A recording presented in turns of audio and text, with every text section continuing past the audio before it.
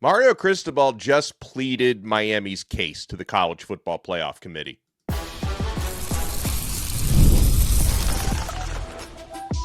You are Locked On Canes, your daily podcast on the Miami Hurricanes, part of the Locked On Podcast Network, your team every day.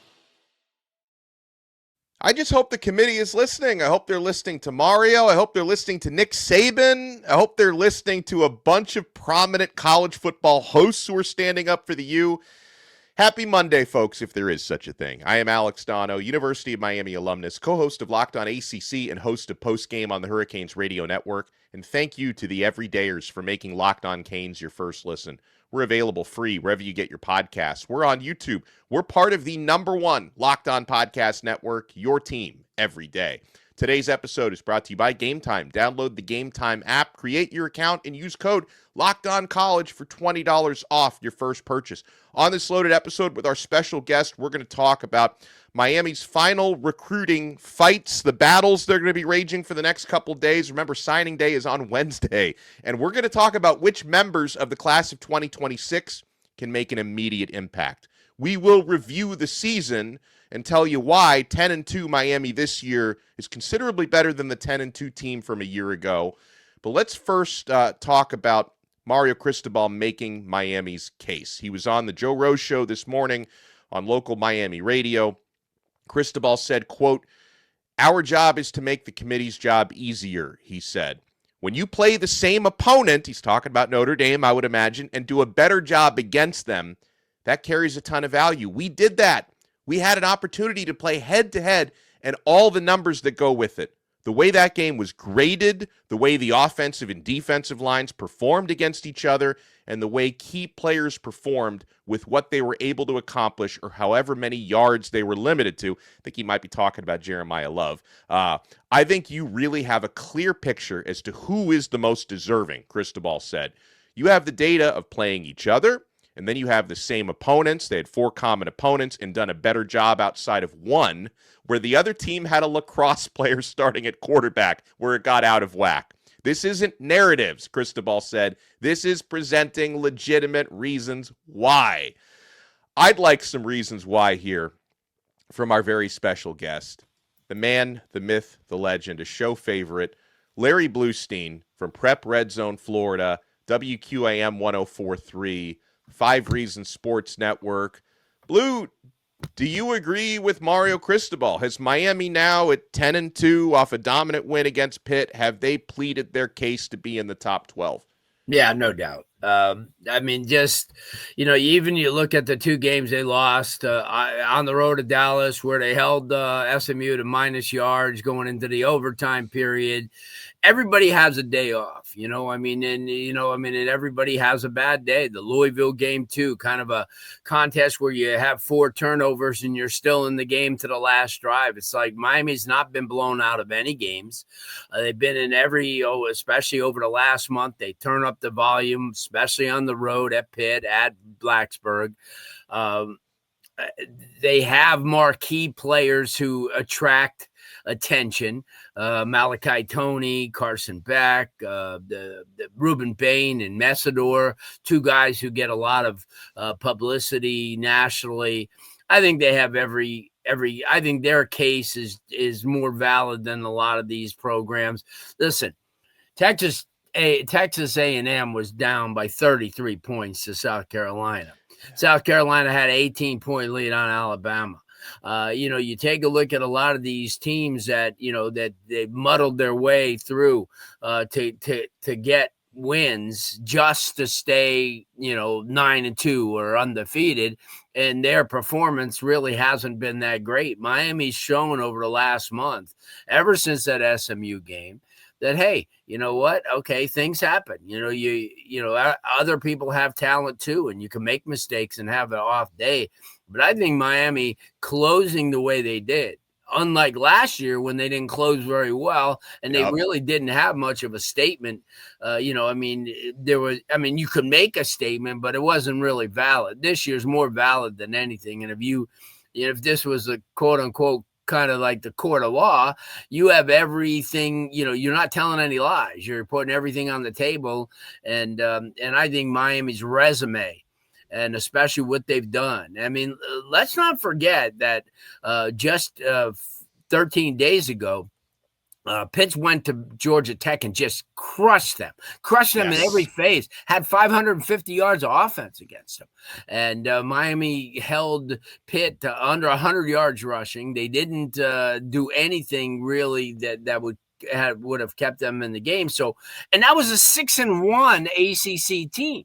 So I think that Miami's kind of stated their case in what they've done, not just what they talk about or, I always feel bad when you got to state your case at the end of the game. Like the other day, they were reviewing Mario, and I think we're a playoff team. Truthfully, why should he even say that? I mean, when you have a 7-5 representative in the ACC title, please. And, and everyone was talking about, at least Duke gets there. Miami would beat Duke by 35 points right now. Yes. If they played in Rome, Italy, they would beat them. And that's my point.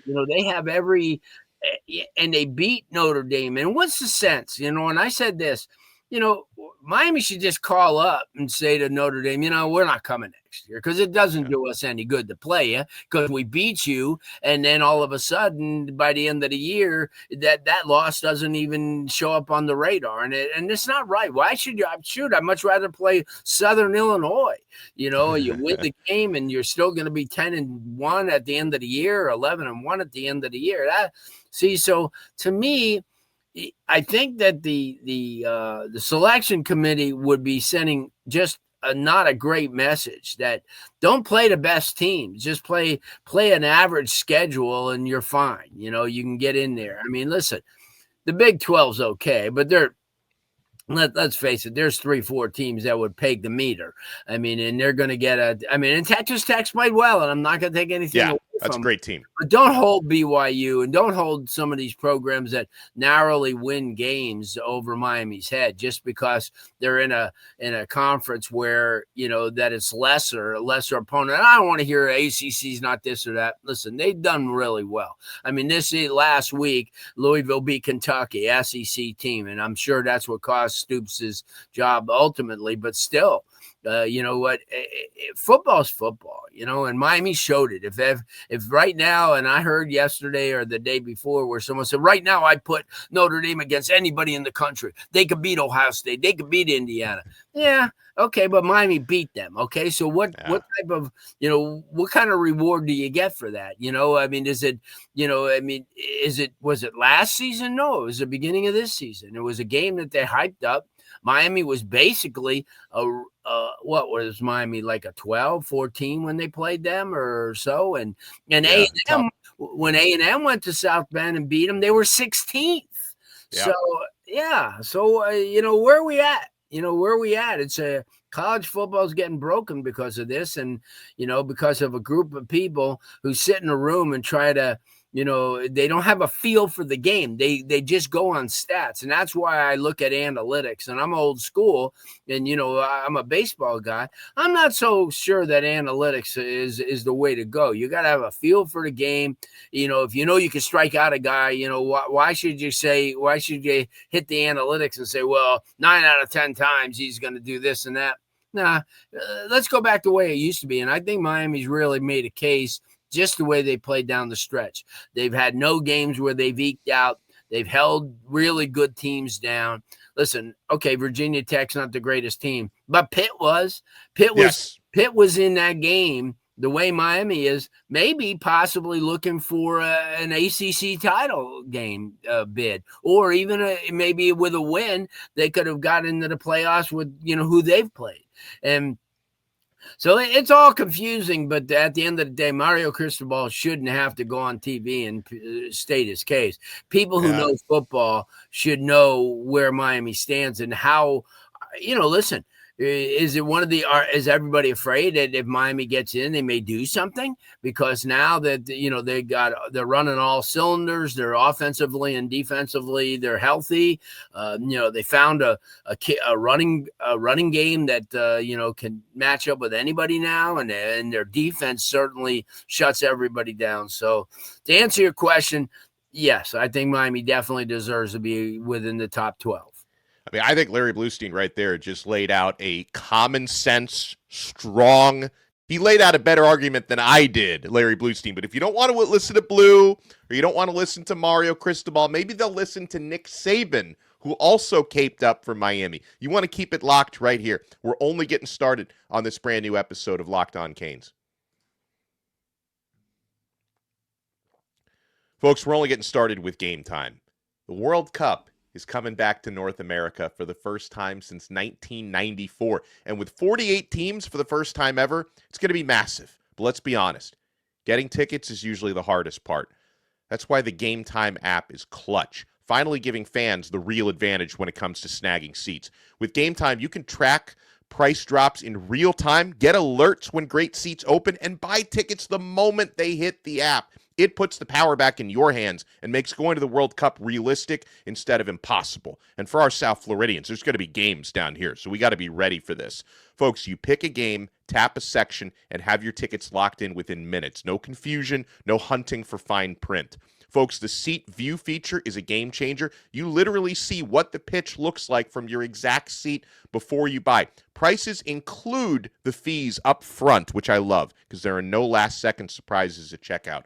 So take the guesswork out of buying World Cup tickets in every match, concert, or event with Game Time. Download the Game Time app, create your account, and use code LOCKEDONCollege for $20 off your first purchase. Terms apply. Again, download the app, make an account, and use code LOCKEDONCollege for $20 off. Swipe, tap, ticket, go. Game Time. Thank you for making Locked On Canes your first listen. The great Larry Blustein is with us. I am Alex Donno. So, Blue, you talked about that the great final stretch for Miami. So the Hurricanes, by the way, thanks to Miami Sports HQ for posting this. Miami, during their final 4 games, their 4-game winning streak, outscored opponents 151-41, including a dominant ranked road win at Pittsburgh. 151-41, Blue. That sounds like Miami hit their form. And the committee said it a month ago. They wanted to see more consistency and offensive consistency from Miami. Miami has done that. They did also say that once Miami was in the same comparative pool with Notre Dame, they would be forced to weigh the head-to-head. They haven't done that yet. I feel like, Blue, the committee had really been hoping or maybe even expecting that Miami would lose another game so that they wouldn't have to deal with Miami, because I think Miami has given the committee a real problem. They obviously want Notre Dame in, but how do you put Notre Dame in without also putting Miami in? That's a great point. And, there's so much. And I heard you a couple of weeks ago when someone had asked you the question, do you think that people are against Miami or, and you said you didn't think so, but you know what? When you look at it, because of Miami's bravado and because of Michael Irvin going on and being on every game and being visible and being, Michael Irvin, that people hold it against him. You got to be, you got to be subdued and you got to wear that tie and you got to be, Miami just shows that the way football was back in the 80s and into the early 2000s was fun because, whether you loved or hate Miami, you remember everything that they did, from the fatigues and at the Fiesta Bowl, to Randall Hill running up the hill at the Cotton Bowl. It's one of those things that it's great for football. And there are a lot of people, the Nick Sabans of this world will tell you that when Miami's doing well, college football is a better place. And then it really is because they're, just because of Miami. Miami, when people think about Miami, they think about all the nightlife and they think about all the, all these guys trying to, the rappers and all that. And I think that's a great thing, but my people hold the Bible Belt people hold that against them. The guys on the voting council are going to hold against them. But you know what? The way I look at it is just I think Miami's more than stated their case. The very fact that it's like it's almost a sham that the ACC title game doesn't have Miami. It should have been Miami and SMU again, but that's okay. Right. I mean, But SMU choked, then they have nobody to blame but themselves. That's true. And then Virginia's had a great year, and no one's taking anything away from them, and they should be where they're at. But come on, and, you put in a 7-5 team. There's got to be some type of clause that, hey, listen, if we have a higher ranked team, why don't we just put them in there against that? And that's the way it should be. I think maybe moving forward, the ACC could change that. You would know better. I mean, you guys do the Locked On show. That would be something to, maybe, ponder that, you get that one team in there, but that second team, that comes in, that maybe that should be hand chosen, or picked on who's the higher rated team. And it would be better for the conference. You would think that you would have something wanting to be better from the conference rather than sticking a 7-5 team that kind of eked in there to get there. But, nothing against Manny. Manny's a good guy, but at the same token, Miami would crush Duke right now. 100%. And like Duke, Duke was in the 5-way tie of teams with 6-2 conference records. And it's funny because they have a loss to one of those other teams, Georgia Tech. Now, with a 5 team, the direct head-to-head is not primary tiebreaker, but they didn't beat anybody in that 5-way tie. They did lose to somebody in that 5-way tie. Yeah. And Duke and Miami only had 2 common opponents in the ACC all year, which tells you the conference is way too big to come down to ridiculous tiebreakers like this. But 100%. Yeah, so last thing on Miami's playoff case before we move on. Again, if the committee, if they don't want to listen to Blue, they don't want to listen to me, if they don't want to listen to Mario Cristobal, maybe they'll listen to Nick Saban. So Nick Saban said this. This was even right before Miami beat Pitt. So Miami only improved their case. Saban said about the Hurricanes on College Game Day, if Miami finds their way into the playoffs, they will be one of the most dangerous teams in the playoffs. Forget about the ACC. Carson Beck, the offensive line, the skill guys they have, the defense they have. I don't want to say they underachieved by losing 2 games, but if they get into this playoff, they're going to be the most dangerous team that anybody has to play because of the talent level. So hopefully the committee was listening to that one. And Blue, I love to get these big picture thoughts from you because you've been following Miami for so many years. And you give me perspective year over year. And, Miami went 10-2 last year. The 10-2 last year was very different from the 10-2 that they just went this year. I strongly feel that the Hurricanes have a much better overall team than they had a year ago. And to me, that's a testament to how Mario Cristobal is building this thing. Do you agree? Well, this time last year, they were on the decline. They couldn't stop anybody. Yeah. Offensively, I mean, their offense was generational. I mean, it was one of the best offenses that we've seen at any level. Best Miami's ever had. But you know what? So you take a slide back maybe just a tad offensively because you don't have Cam Ward, but you do have Malachi Toney and you do have Carson Beck and you have playmakers. Last year, obviously, Restrepo was big for this team and you had a great tight end and they used him a lot. And there was a lot of different things. But I think from the standpoint of being a defensive team, this year's defense with Corey Heatherman, who has turned this program or that unit around so much with talent, then they went into the portal and got a great secondary. And I mean, you look at some of those guys that made plays in the secondary, and arguably we haven't seen 2 defensive ends on a team like this. When? I don't even know. Yeah, maybe never, right? No. I mean, and they're both, listen, when everything's said and done, they talk about Mawanoa, who's really a great offensive lineman. He's done a tremendous job. And then you look at Bain. But listen, when they start doing these NFL, combines and all these things like that, don't be surprised if Mesidor don't stick into the first round too, because he's a playmaker. Remember, he's a little bit older than these guys too. So they figured, hey, listen, he's more mature and he's got, an ability to come in. And I think maybe he could get into the rotation right away anywhere he goes. So, the difference in this program, and listen, you didn't lose anything from special teams where we thought they'd lose everything. Your kicking game, you have arguably one of the best kickers of all time for Miami, who's now with the Patriots. But then all of a sudden, Carter Davis comes in. He's missed 2 field goals all year. Yeah. And his rate of kicking off is better than Borregales as far as touchback. So right. I think everything they bring to the table, from special teams to defense to offense, is better at this time from last year, because even though they went into the, bowl game, a lot of guys didn't want to play. It was, and they were on a total decline.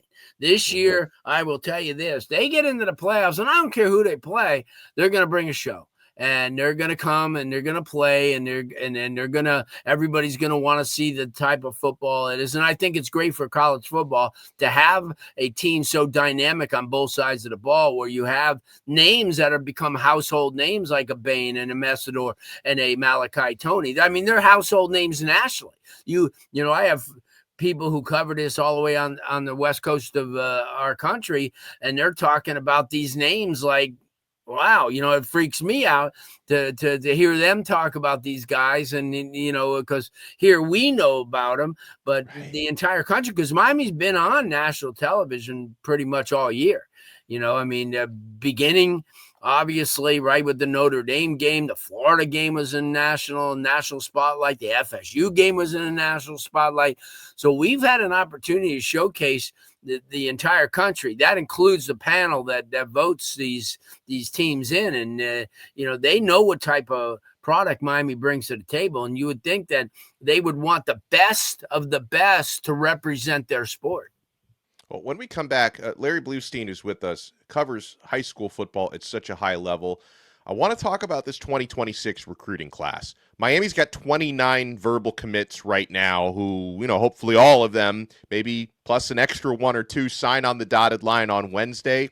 Who of these 29 are going to contribute immediately? Because we got some of those guys on the team right now. You talk about 2025s, Malachi Toney, one of the most electric players in the country, Gerard Pringle at running back, Bryce Fitzgerald at safety, and others are out there doing their thing. So who are going to be the versions of those guys next year? You want to keep it locked right here. We got our boy Blue with us, and we're not done yet on this brand new episode of Locked On Canes. Guys, the holidays always feel a little easier when you already know the perfect gift. And Omaha Steaks makes it almost too simple. Whether you're treating yourself this season or sending something memorable to family and friends, Omaha Steaks delivers handcrafted perfection right to their door. And this week is the best time to jump in because their cyber sale is here and the deals are huge. Guys, I've given Omaha Steaks as a gift before, and the reaction is always the same. Excitement when the box arrives and even bigger smiles when everything hits the grill. The quality is exactly what you hope for. Incredibly tender steaks, rich flavor, and meals that make hosting or weeknight cooking easier. Save big on unforgettable gifts with Omaha Steaks. Visit omahasteaks.com for 50% off site-wide and an extra 20% off select favorites during their cyber sale. And for an additional $35 off, use our promo code COLLEGE at checkout. That's omahasteaks.com, promo code COLLEGE. Terms apply. See site for details. Thank you for making Locked On Canes your first listen, and thank you to the everydayers for making the Locked On Podcast Network #1. We recently became the #1 sports podcast network, and obviously I work really hard. All the awesome hosts on this network work really hard. But what you guys do for us, by watching, listening to our shows, by interacting with us on social media, you guys, the everydayers, are what makes this network #1, and I'm so thankful. You talk about what I'm thankful for coming out of Thanksgiving weekend. I am thankful for the everydayers. So thank you for making Locked On #1. All right, so Blue, before we get to immediate contributors, there could be a couple of late skirmishes here between Mario Cristobal and Wisconsin for a couple of recruits. As one of them, Karsten Busch, linebacker from Louisville, Kentucky. He's a former Louisville commit. After Busch decommitted from Louisville, Luke Fickell and Wisconsin made a pretty quick push. He got some crystal balls to land at Wisconsin. But Miami is also shooting their shot with the 4-star linebacker. He actually visited on Sunday. So right after Miami gets back from the Pittsburgh game on the road, They host Karsten for a visit. He really enjoyed his time. It seems like Miami is making a move there. What can you tell us about this player? As I really think Miami needs another linebacker in this class, and hopefully this is the guy. Yeah, big time kid, St. Xavier guy, one of the high level private schools in the area. About 6'3", I guess he's in around 220, 225 range. He's a monster. I mean, the kid's, you put in some film and watch him, and he drops back into pass coverage. He's really, really good against the run.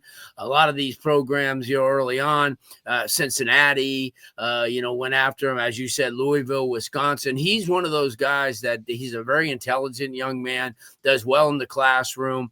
A player that Corey Heatherman would love because he's a gamer, and he's one of these kids that will come on. I should rephrase it, because last time somebody had a hard time with me calling them kids. So so they're young men. He's a great young man and an outstanding football talent. And I think Alex said he has an opportunity.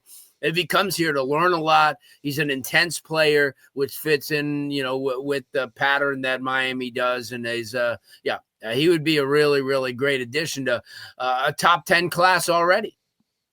Yeah, I know. There has been some chatter over the past few weeks about another Wisconsin guy committed to Wisconsin, 4-star running back Amari Latimer.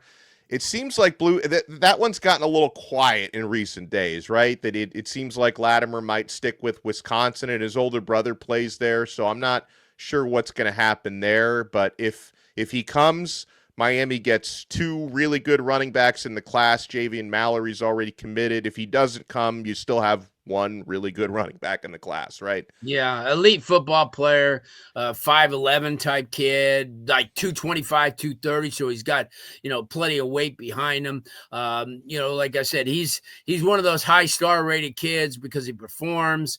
One of those guys that, played very competitive football at Sandy Creek, and everybody noticed him from the beginning of the year, from Ohio State to Tennessee, Arizona, Arkansas. A lot of these programs were watching him, and as you said, Wisconsin. One of these guys, you watch him, and he has an opportunity to be really special. He's not light in the butt, so he doesn't go down right away. He's got some speed. He's got some power. He reminds me of Stephen Davis, who used to play at Auburn back in the day. Kind of a bigger type. Yeah, I remember him. Yeah, doesn't go down right away. Very powerful guy. May not be, that guy, but he's that, when you put in some tape, and he reminds me a lot of him. And I've watched a lot of these kids, and you could see, what type of, players they are. You get a feel for these kids and what they could do at the next level and what they could do against the competition, that Miami plays. So to get Amari, that would be a really, really good thing. And as you said, his brother plays up at Wisconsin, and, going into the Big Ten may appeal to him. But I think from a competitive standpoint, and as you mentioned, Miami's over the next couple of years, going to be losing some back. So he would fit right in. As you mentioned, Gerard Pringle, really, really good. Probably going to get Brown back, next year, along with, a couple of other guys. So he would fit in really well with, with the future of this program. All right. So Blue, Miami has 29 verbal commits at this point. Now, I imagine at least one of them is going to be a starter next season. I think Jackson Cantwell is probably going to. He's got to earn it, of course, but I think he can probably waltz right into that starting right tackle spot. He's that good, the 5-star offensive tackle. Again, we talk about the impact that true freshmen like Malachi Toney, Gerard Pringle, Bryce Fitzgerald have played on this year's team. Who do you think are going to be the true freshmen next year that step up and play those sort of roles? Well, at 6'7.5", 325 pounds, Jackson Cantwell, who's got a lot of lineage. His parents are very athletic, Olympian type people. This kid is just, he's a man-child, much in the way that Mawanoa was when he came out of IMG. Yeah. A guy, who obviously is a projected top 10 pick in the NFL draft in April. But certainly him, a kid that I've liked ever since I watched him as a 9th grader, Somuorian Wingo from St. Augustine. this is a 6'2", 185-pound kid. He could run. He could jump. He battles for balls. I think he's just amazing. A kid that I had an opportunity to watch, and he kind of grew on me as I watched more and more of him, is the kid Milan Paris. I mean, Yes. he's an Ohio kid. He comes out of Walsh Jesuit, which is a really good private school in the Cleveland area, and out of Stowe, which is in that area. I think this kid is a 6'6", 6'5", 200 pounds. I think another kid that a lot of people are going to get a chance, especially with Miami's defensive line and how young it is and how many good guys that they have, the Keyshawn Stansel. I think, he's a kid out of North Carolina, out of Clayton, North Carolina. Great size at 6'3", 270, a run stopper, a pass rusher. But I think one of the big prize guys that's going to get on the field is a kid named J.J. Dunnigan. And I talked about J.J. a couple of times on a national show, 6'2", out of Manhattan, Kansas, where you don't really find a lot of, elite type of players. But this kid's a big time guy. I think he comes in, and I think he's right in the mix like Bryce was this year. Because of his athleticism, because of his size. We know that Ashari Charles from Venice is going to be special. Had a chance to watch him the last 3 years. Good pass rusher, about 6'2". Gets off the ball as well as Eddie. But I think the secondary is going to, we talked about Dunnigan, but, Camden Portis, Clinton's son, certainly a really, really good player. You have Jalen Waters, his team's undefeated at Armwood, teammate of Gerard Pringle, who I think he's really, really, I think that's another kid that you're going to watch over the next couple of years. I think he's a solid kid. The Cortez Redding kid is going to come in and play safety a little bit. But obviously, this is a program that top 10, top 15. You mentioned Javion Mallory. He's, maybe at the beginning he may not have a shot, but you never know. Depth is something great to have. And another kid that a lot of people haven't really talked about, and I liked him, and you had an opportunity to meet with him, is Reese Woodrow, an offensive lineman, probably one of the strongest kids in the class, athletic, very intelligent, great family, great support, played both ways at Boone in Orlando. And Miami's got a great class, top 10 subjective. I think they've got kids. You look at like classes like USC and Alabama, but Miami's right there because you're bringing in need. And that's the whole thing, in this day and age, even though they got Darian Coleman coming in, quarterback position for some reason, Alex, is just kind of a, crazy position because everybody wanting to bring in portal guys that have all that experience. So that kind of puts, the guys like Luke Nickel and Darian Coleman kind of on the back burner for now. And, but I think the other kids, another kid that needed to be mentioned in this class from this past year was Joshua Moore. He got an opportunity to come in. A lot of people said from a body type, they remind him of Andre Johnson. He does. That's the one thing that Miami parlayed, and you could credit obviously Mario Cristobal for being a great recruiter, but they parlayed that great portal class of secondary guys like Poiser and Lucas and players Thomas, like that with and Blay and guys that have made a huge impact with guys like Fitzgerald, who ended up being tied for interceptions as a true freshman this year, or getting a guy like, as you said, Malachi Toney, who was a 17-year-old guy going on 30. That's it's amazing when you get talent like that, and Miami's got a whole nother class, and I know that they're starting to build for the 2027 class. Listen, the best of this program in this version, in this era, is yet to come. Well said. And by the way, if you want to hear more of Blue, his radio show is the most informative in the country. And Blue, you're going to be on 104.3 WQAM this Thursday night. Tell folks what they can expect. And that's going to be the day after National Signing Day. So you're going to have plenty to talk about. Yes. Oh, we have an hour. We have the Panthers this week, but I mean, that's one of the things that we dance around. But we'll take a look at the state championships. We're one round away from the state title games next Wednesday, Thursday, Friday, and Saturday at Pitt Stadium at FIU. If you're a local South Florida guy, please get your tickets, because no matter what game and no matter what teams that come down, you're going to see talent. You're going to see future Hurricanes, possibly. We talked about Ashari Charles, his Venice team, very much in play. Jalen Waters' Armwood team is undefeated. You look at the kid Campbell from Miami Northwestern, who I think is another kid that I didn't mention, but that's another versatile hybrid type of player. And also, you get a good look at a kid like Nick Lanier, who's in the next cycle, and a kid who may be as good as anybody. So, yeah, if you get a chance to attend any of those state championship games, just go to the FHSA website and click on it and buy your ticket. And it's right here in South Florida. You can't ask for any. And FIU is easy to get to, and it's great parking, and you're right there. So, yeah. If you get a chance, and then you get a chance, and then when I come on with Alex, you'll say, oh, yeah, I remember Blue talked about that guy. So there you go. Right. That's the best. Make sure you guys follow Blue at Prep Red Zone FL on X. Follow me at Alex Donno. Follow us at Locked On Canes. Make sure you subscribe. By the way, we recently passed 24,000 YouTube subscribers, so thank you guys so much for helping us reach that milestone. So make sure you check us out. Our network is now #1, the Locked On Podcast Network. We will talk to you next time. Your team every day.